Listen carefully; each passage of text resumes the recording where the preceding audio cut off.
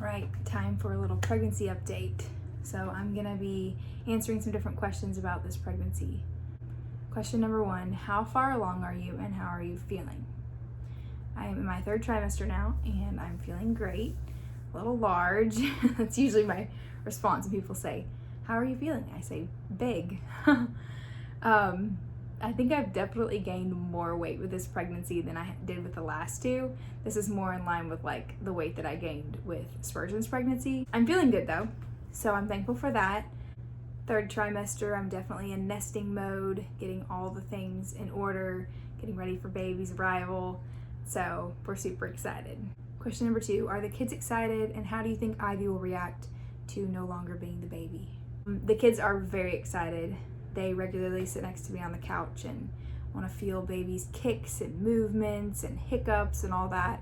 And so they're really excited, looking forward to this baby's arrival. They're always giving us different name suggestions and things like that. I think Spurgeon said the other day, Speeding Delightning, he thought was a great name. I said, okay, well, we'll have to put that one on the list. Ivy is very excited. I feel like for having just turned 2, she has a pretty good understanding of babies and she's really looking forward to having the baby here. She hugs my belly a lot, kisses my belly, and she'll put out her little hands and say, I want to hold it. So I think as well as a 2-year-old can understand, she knows there's a baby on the way. And we've gone on YouTube and watched little clips of different siblings meeting a baby for the first time. And so that's kind of gotten them excited as well.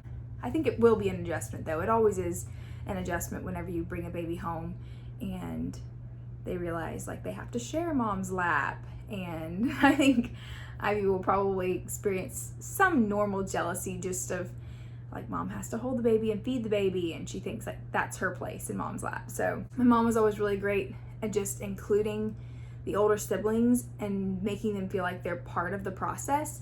And so I think that's something we're gonna try to do a lot of, is just like help mommy pick out the outfit and bring baby a toy, and letting them be involved as much as possible helps somewhat with that jealousy. In a way they get to like take ownership and feel like it's their baby too. Question number 3, after walking through a miscarriage, have you experienced fear and anxiety in this pregnancy? I would say yes, a lot early on, like especially going through my 1st trimester.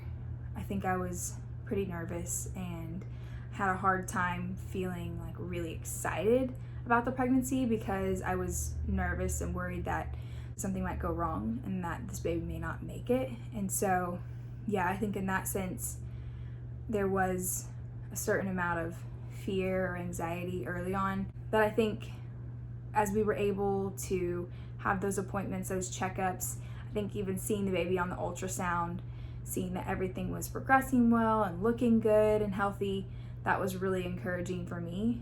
I think making it through the 1st trimester and into the 2nd trimester and things continuing to progress well, I think that's when I was able to allow myself to be more excited and feel less just nervous and on edge about like the outcome and how everything might go.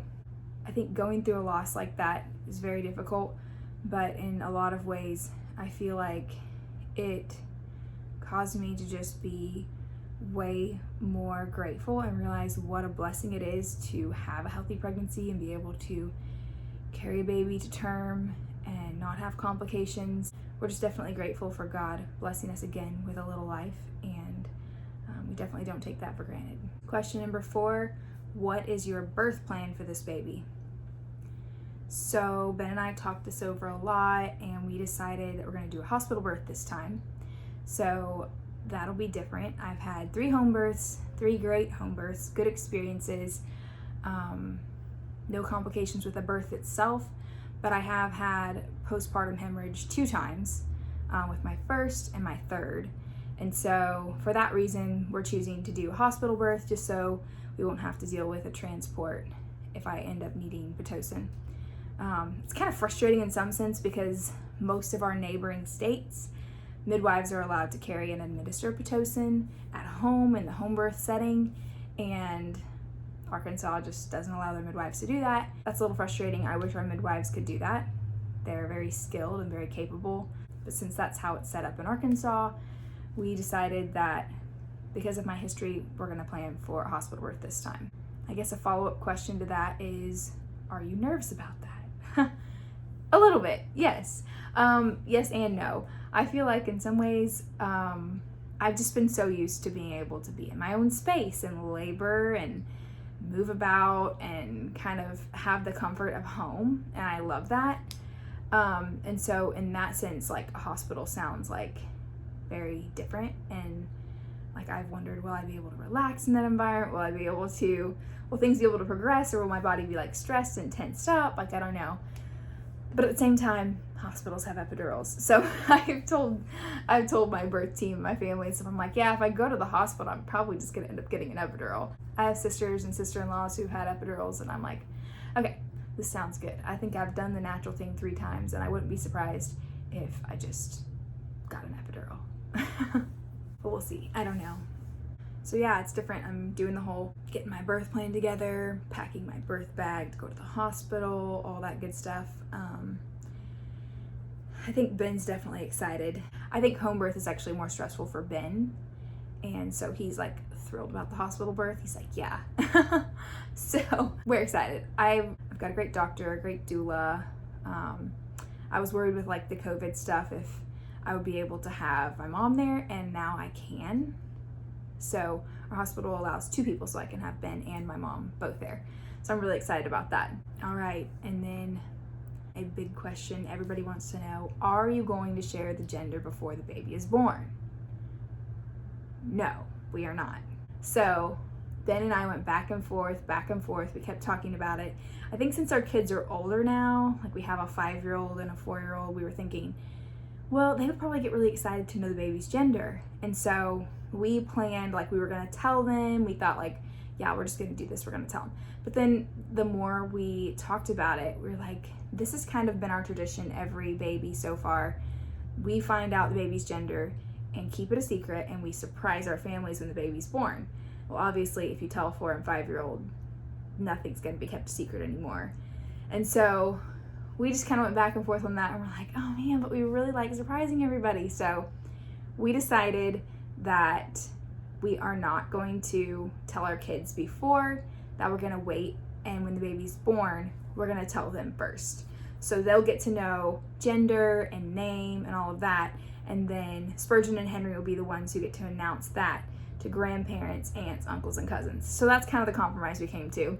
And they haven't been like super bummed about that. Like, they're just really excited. We just told them, like, when the baby's born, you'll find out. And so they're not like distraught that they don't know or anything like that. I mean, they're still pretty young.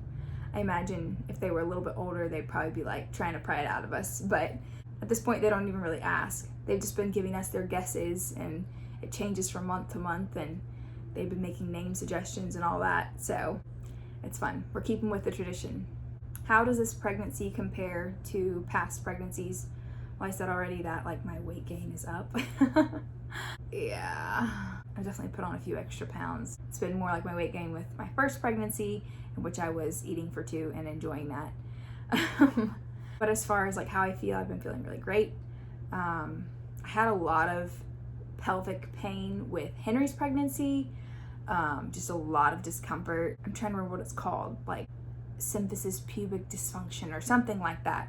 Basically, like, you have so much relaxin that your pubic bone kind of separates in the front a little bit, and there's just a lot of friction, a lot of pain whenever you move, going stairs, getting dressed, whatever. Like, anytime your legs are kind of moving independent of one another, like getting in or out of the car. Yeah, I had a lot of pain with Henry's pregnancy in the last 4 to 6 weeks. And so with a lot of women, that comes back every pregnancy, and sometimes earlier on in each pregnancy. But thankfully with Ivy's, I didn't really have that pain.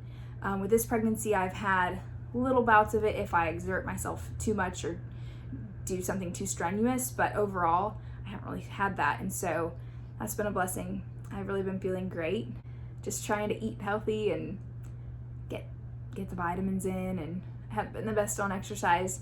But other than chasing kids around, I guess that counts, sort of.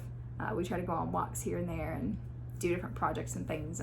But I'd probably do better to get on some kind of regimen. Like, I know there's videos for like pregnancy workout routines and stuff like that, but I haven't really done that. Last question, Having been through labor and delivery multiple times now, are you more nervous or less going into this delivery? I think in some ways I have a more realistic view of labor and delivery, so it makes it a little bit less scary in that it's not all unknown.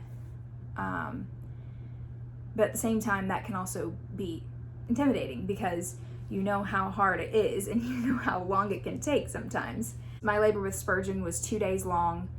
That was a long, tiring ordeal. With my next two, God was very gracious. They were quick and smooth deliveries. Henry's was 5 hours from start to finish.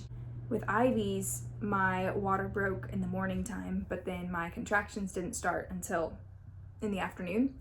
And I only had 2.5 hours of contraction, so like active labor with Ivy, and then she was born. So that was very short. I'm very thankful for that. I mean, you never know. It doesn't mean that's like a guarantee that the next baby will be that short of a delivery, because sometimes it just fluctuates. They don't always get shorter and shorter. I mean, my mom, her labors were always in the teen hours, just very long and drawn out. We're definitely praying for a short and smooth delivery, but I'm not setting my hopes on it being 2 hours.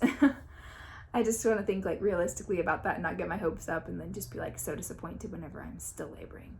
But who knows, maybe I'll have the epidural and I won't feel it at all, and then it'll just be great. So